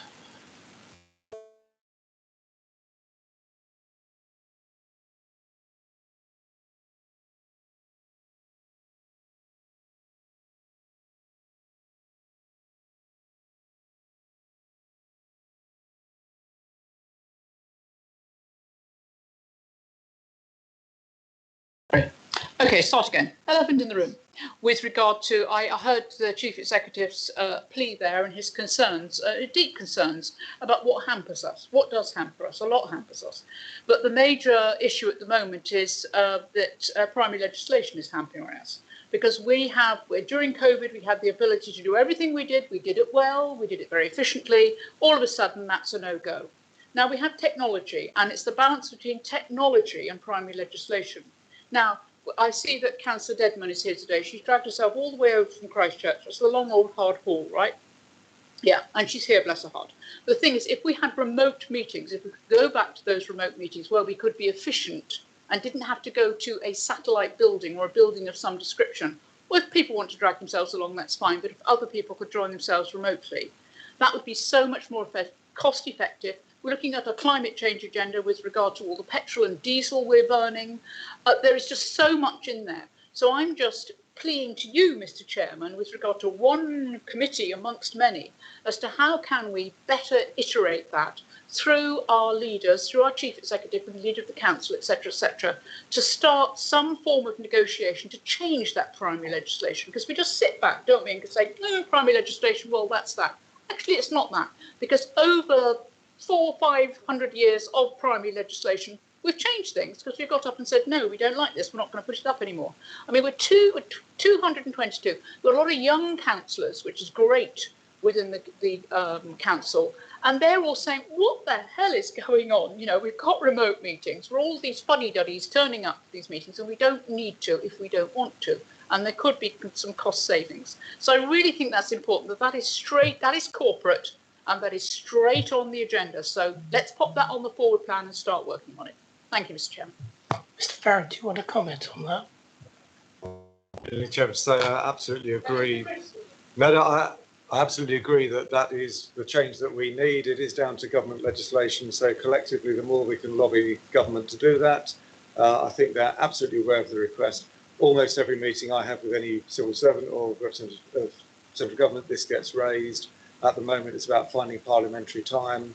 And there is some debate about amongst MPs about whether that is a decision they want to take or not. I think local government should absolutely be lobbying harder and harder for that, because we have demonstrated that you get better democratic involvement and better representation of the public if you're allowed to have either hybrid meetings or remote meetings. Can we request that you do that on our behalf? Thank you. Councillor Edwards. Thank you, Chair. I mean, I've said this a number of times, and whilst I am all in favour of digital, I just have a request that we don't forget our non-digital residents who either can't or won't or are unable to access websites and such. Thank you. Absolutely, Councillor Edwards.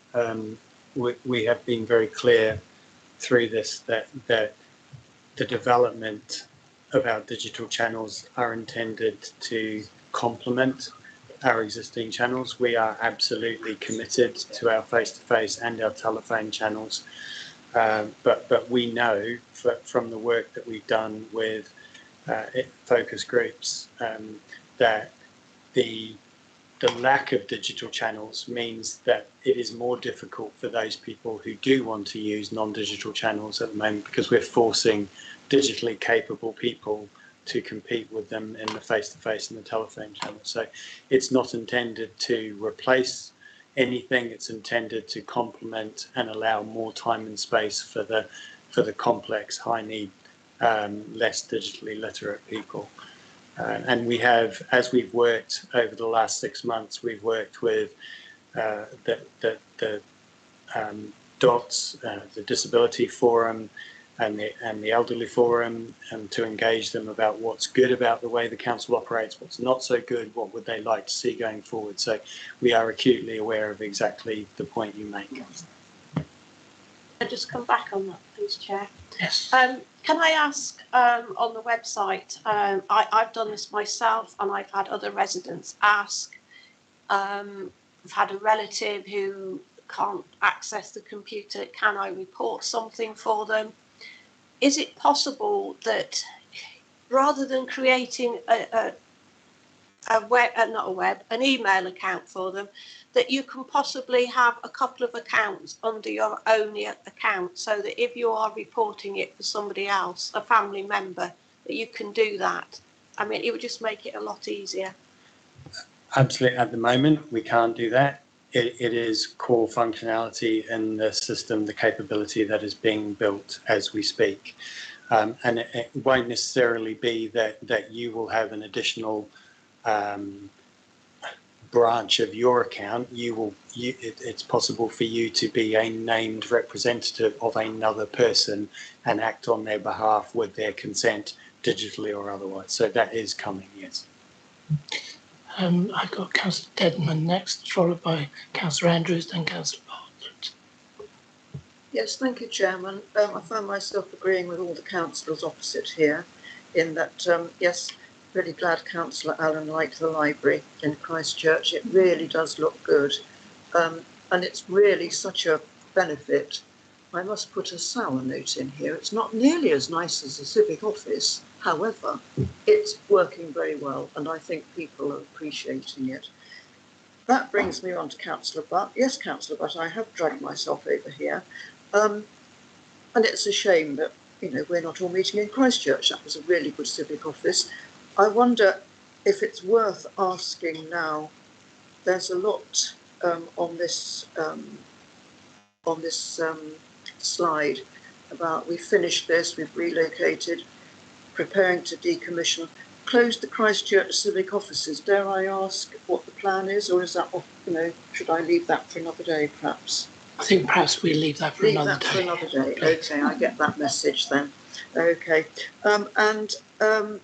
so the other thing is that I think on one of these slides, you say we're delivering the LGR journey and then some. Now, to those of us who were a bit perturbed about the LGR journey in the first place, to hear and then some could be a bit of a worry, but I do appreciate we're going further and further, but I think I'm joining everybody in saying, let's not make everything totally digital. I agree with Councillor Butt, we should be able to have meetings and vote digitally, remotely, but I think we always need some face-to-face work, and I think if everything is digital, I think it rather takes, might even take the point away of having councillors, and that wouldn't do, would it? Thank you, Chairman. Thank you. Councillor, oh, sorry, do you want to respond? I don't think there's anything. I don't think so either. No. I agree. Yeah. Heaven forbid that everything is digital, Councillor Didman. Councillor Andrews. Thank you, Mr. Chairman.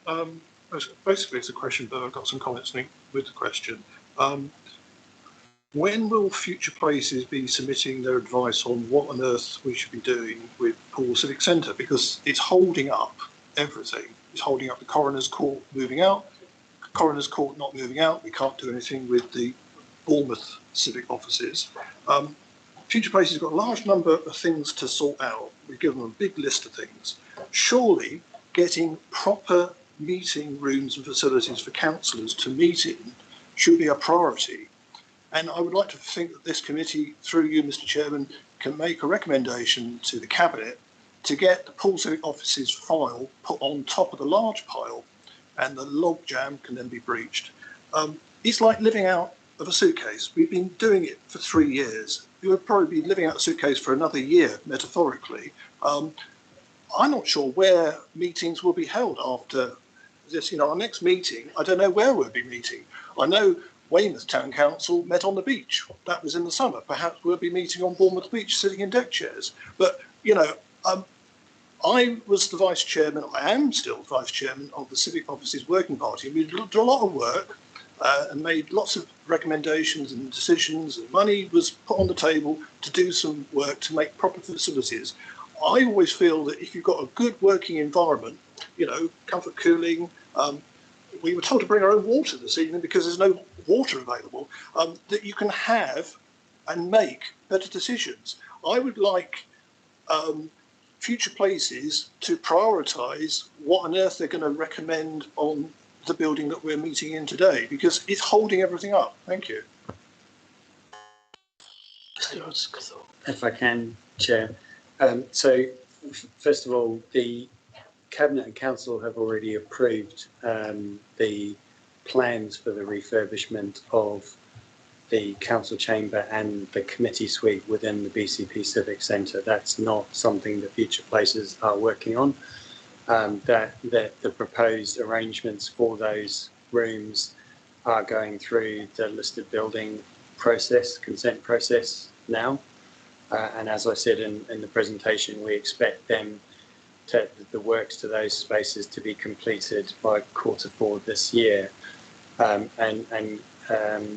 During the interim between when we decommission the Poole Civic Centre and when the work to those rooms within the BCP Civic Centre is complete, there will be a dedicated committee suite within the annex building on the BCP Civic Centre campus. That work is in progress now with Democratic Services, and I believe the first committee meeting in that environment within the annex is the 6th of June, if my memory serves me correct. With regards to the wider relationship with Future Places, it's outside the remit of the transformation programme, and I can't comment on it, but if Mr. Farron would like to, he's welcome. Happy just to confirm that I believe that we'll get the report during this summer. I'm not sure which side of the sort of the traditional summer holiday, but I know that they are working on it, working very hard on it. We'll bring a report back during the summer, which will then clearly need council confirmation in terms of the way forward. Thank you. Councillor Bartlett. Thank you, Chair. LGR was all about producing savings to enable the authority to sustain its services. And so the transformation programme is the major item in producing those savings. And so, I think the output on one of your RAG reports said the outcome was green at the moment. But just for your absolute clarity on that, Julian, I'd like to ask that if the savings that are predicted to support the MPF, and I think the requirement is about 45 million, 50 million a year, are we on schedule to achieve those? If so, what is the timeline to those savings? And also, are there any risks associated with that you can see at the moment? What's keeping you awake at night, Mr. Austinthorpe? And so really, what are the risks to achieving what the whole LGR thing is about at the moment? Thank you. I would imagine quite a lot's keeping you awake. Actually, you might be surprised. So it is a really good question, Councillor Bartlett, and it's the salient one for the next 2 years for this council. If we kind of backtrack a bit, when the LGR, the local government reorganisation journey was initiated, there was a financial feasibility study undertaken by local partnerships, and that said basically that there were two ways in which financial and efficiency benefits would arise as a result of local government reorganisation. The first would happen as a result of what they call transition. So just the process of bringing 3/4 or whatever configuration we chose to together. And then in the case for change, which was supported by PricewaterhouseCoopers, they posited that there would then be an additional area of benefit through transformation. So for the sake of absolute clarity, we have exceeded, and I believe Mr. Richards as CFO and 151 officer has reported in the past on this, we have exceeded the local partnerships estimate of the benefits that would arise purely through transition.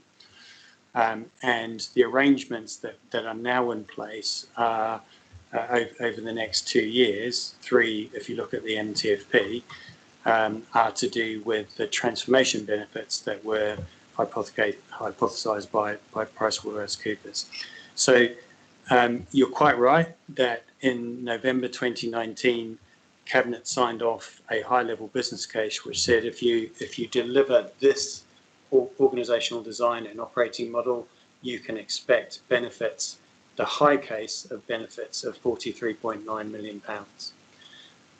If you look at the medium-term financial plan that was approved by Cabinet and Council in February this year, you can see how that £43.9 million is profiled over the next 3 financial years. We're actually intending to exceed it by around £7 million. So are we on schedule to deliver it? Yes, we are. Are there significant decisions that this council has to take in order to release those benefits, financial benefits? Absolutely. Are those decisions more difficult to take as a result of the last 2 years and the stress that the organisation has been placed under, as well as the contextual changes that we've discussed already tonight around recruitment and retention? Absolutely. In my opinion, it will be more challenging to realise the financial benefits, not the non-financial benefits. We will deliver the non-financial benefits, but it will be more challenging to deliver the financial benefits than we'd anticipated when we signed them off in 2019. Having said that, I believe all of the arrangements and the commitments of the leadership team are in place to deliver them, but the proof of the pudding, as they say, will be in the eating over the next 18 months. Thank you. Do you want to come back? Yeah, Yeah, thank you. I'd just like to ask the Chief Executive if he agrees with that. Thank you. Yes. Yes. Are we sure the answers were that succinct? I've got Councillor Farquhar, followed by Councillor Earl. Thank you, Chair. I'm just beg to be excused because I have another engagement. But for you, I'd like to pass my thanks from the onto the teams that Julian's heading up for their hard work on this. And I've nothing positive to offer as regards the delays. So we'll keep that for another meeting. Thank you. Councillor Earl. Thanks, Chair. I'm going to use these last 3 minutes wisely. There's still another item after this. Oh, well, yeah, of course. So I don't know a huge amount about finance, but from the MTFP and our debate about that in February, a lot of it centred around sort of the Beach Hut SPV. And what I wanted to ask is what we sort of proposed at the budget meeting was that was still optional, or it might not go ahead, or it was something that would be agreed and the terms agreed at a later date. What I wanted to ask is more looking forward rather than looking back, is what happens if that isn't approved and doesn't go ahead as agreed in the MTFP? What are the implications for transformation there? Thank you, Councillor. You're drawing me into very dangerous territory, and if Adam Richards was on the call, his hand would be up in order to stop me responding to this. I think, in fairness, it is a conversation that is more appropriately held with Adam Richards. What I would say, however, is that we are currently reviewing the future profile of spend and commitments that the transformation program requires in order to be completed.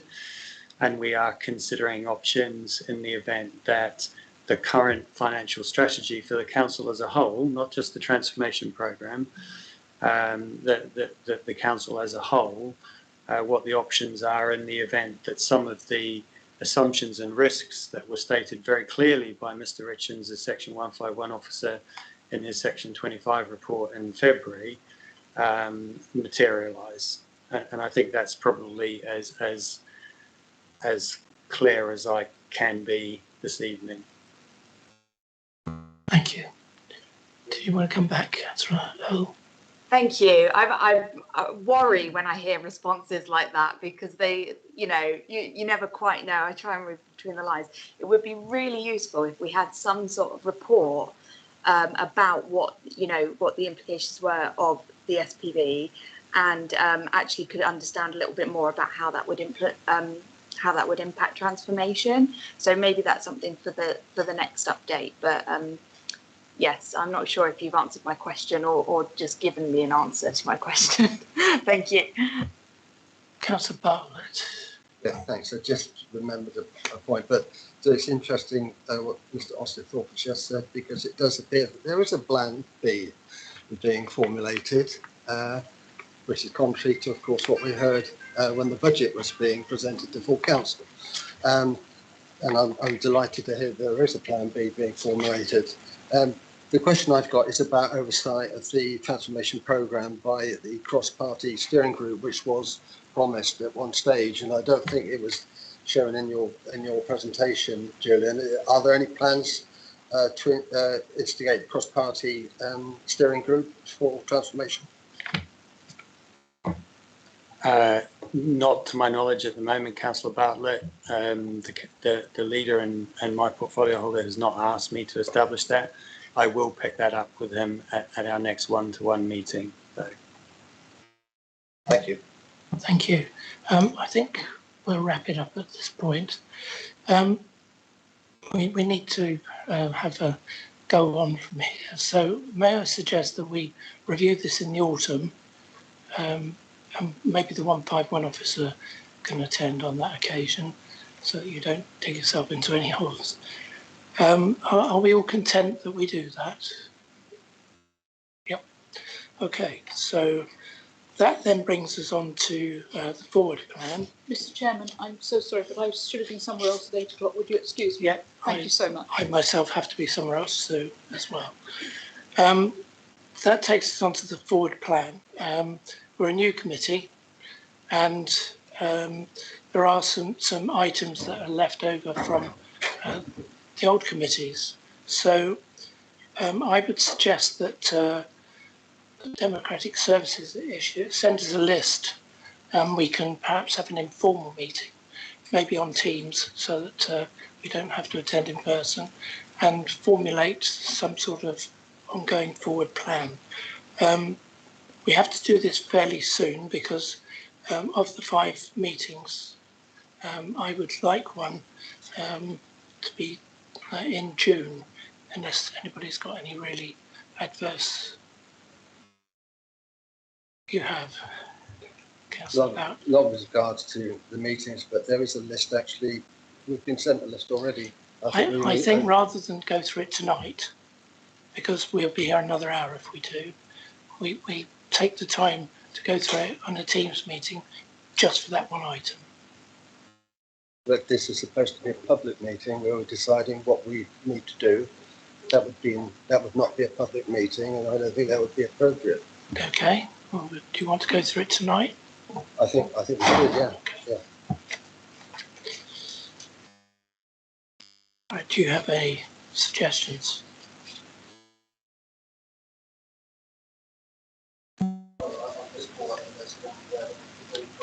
Yeah.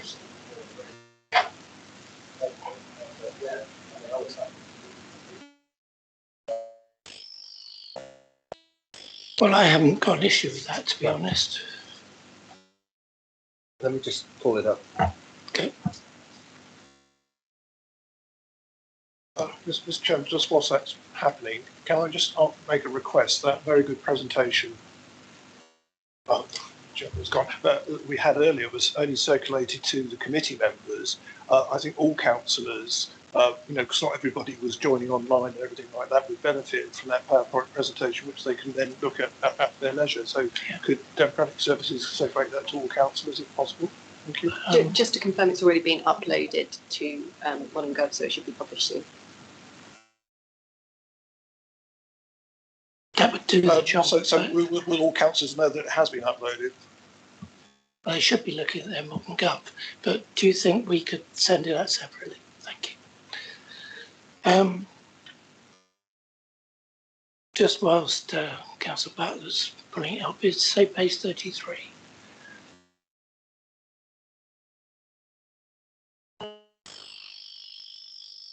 Sure it is. I mean, Mr. Chairman, I would suggest as that list has already been formulated in the past, but use it as a working I've got list. it in front of me. And that can always be amended as and when. Okay, so I think my point is for the next meeting, are there any items on this particular list that you want to, anybody in the room? I think what would drive that generally is the timing of the Cabinet forward plan, for which these lists are put into two lists, one which follows the Cabinet forward plan, and the others are items which have been suggested by members, overview type things. So I think unfortunately the Cabinet forward plan changes very, very rapidly. So it will need for you, Chair, to look through this list, compare it with the Cabinet forward plan, and assign what you believe will be a realistic date to those particular items. The items proposed by non-executive members, that's entirely up to you as Chair to pick when you'd like to schedule them, if indeed you do. Well, I think what I'd like to do is probably set the date for the next meeting, and then based on that we'll look at, yes, Councillor Dedman. Oh, yes, sorry, Chairman. It was just that at one of the last meetings of the previous committee, which I also served on, I did make a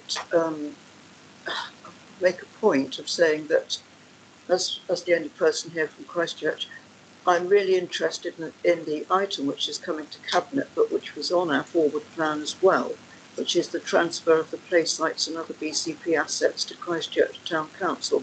Now, I noticed that that is coming to Cabinet, if it all goes up, if Cabinet stays as it is, 22nd of June, and I would very much appreciate if that can come to this committee, that it would come obviously before the Cabinet, before the Cabinet look at it. So, sorry, I just wanted to confirm that I think there's been a later update to the Cabinet Forward Plan, and that is now on there for the 27th of July meeting, I believe. On the Cabinet Forward? Yes. Okay. Well, it still holds. Can we please do it before Cabinet gets hold of it? Okay. Yes, Councillor Earl. I think it's actually on the potentially on the agenda for the other whatever it's called, the other new one. Well, yeah. Okay. Well, in that case, we'll leave it the way it is. I'll just subside, Chairman. Okay. I mean, first of all, it's taken us the best part of 2 hours to get through 2 items today, and that's good because we've all had an airing and we've all learnt of it. So I think we probably need to select 2 items for the next meeting. May I suggest that we look at I'd like to look at the crime and disorder reduction strategy. I think that's something that every councillor should be interested in. And Mr. Chair, could I interject and suggest that commercialisation of beach assets through the SPV is one that is hard. Yeah, I was trying to avoid that, but yes, of course. Yeah, I think that's of significant public interest and should be aired. Okay, well, that's our 2 then, I think. Chair, sorry, I think there's an update on the crime and disorder reduction strategy, and I think it's hoped that it will be brought to Cabinet in September. Right. So I think we might need to have another look at that. Sorry. Okay. Anybody else want to suggest? Yes, Councillor Earl. I wasn't going to suggest, but I think what might be helpful as well is this, can I just check, is this the entire Cabinet Forward Plan we've got here? Sorry, the list in Appendix 2? No, that's just a list of items which were previously identified by the Overview and Scrutiny Board. Unfortunately, when this agenda was published, it was the day before the Cabinet Forward Plan was updated. So there is an updated Cabinet Forward Plan which was published on the 13th of May. I think there is another item on here that is quite important, and that's the cultural development in BCP. So I think we'll make that the second item. Mr. Chairman, I'm not sure that one's coming forward for some months, is it? Yeah, sorry. I think we if we're going to have a look at items for a meeting in June, it would need to be an item that's already scheduled for Cabinet in June. Useful to have the list. Sorry, do you not have the list? No. Thank you.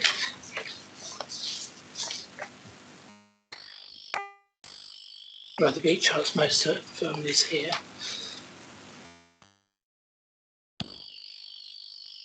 Can I just say that you've got BCP future cases? Yeah, I'm just looking at that. Generations Yeah. update might be a good one. That's Yeah, going to Cabinet in June. Thank you, Councillor Edwards. I was just looking at that, so that'd be the second.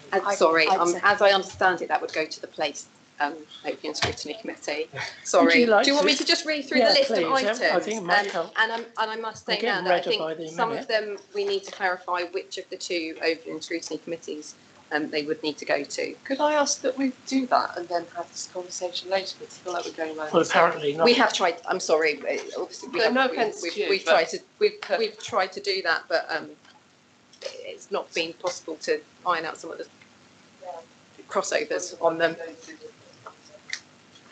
So the items that are scheduled to go to Cabinet are the medium-term financial plan update, the outturn report,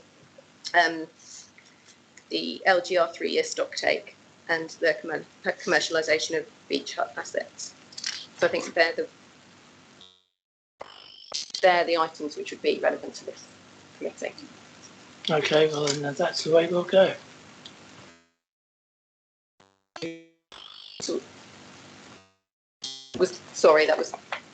Was there any particular one of those that? Well, we're definitely. Or 2 of those. Yeah, well, both of those. going to the commercial. Commercialisation of Yeah. beach huts, sorry, yeah. And so then there's two financial reports, the medium-term financial plan update and the outturn report for 2021-22. Probably the outturn report. And then there's the LGR 3-year stock take. There are three other items Okay. that are on the front report plan. We'll put all three on and see how we get on then, shall we? Okay, would it be helpful, Chairman, if we discuss it outside of the meeting and then maybe we can just circulate? Well, that's originally what I wanted to do, but would that be helpful? Yeah, please do. Yeah, I mean, the process in the past has been that the list has been reviewed. Our future plan has been compared to the Cabinet Forward plan, and it's done outside the committee. It's then presented to the committee for their agreement at the meeting. So the work has already been done, and then the committee get a chance to say whether they agree with it or not. So the committee owns the plan, the forward plan, but the work is done outside. Not wishing to make excuses, but I was only elected 2 hours ago. So yeah. So I thank you for your advice, and I gladly accept. Thank you. So we need the next meeting. I think Monday, June the 13th would be a reasonable length of time for the next meeting, and that will leave us with 3 more after that for the year. You happy? Okay.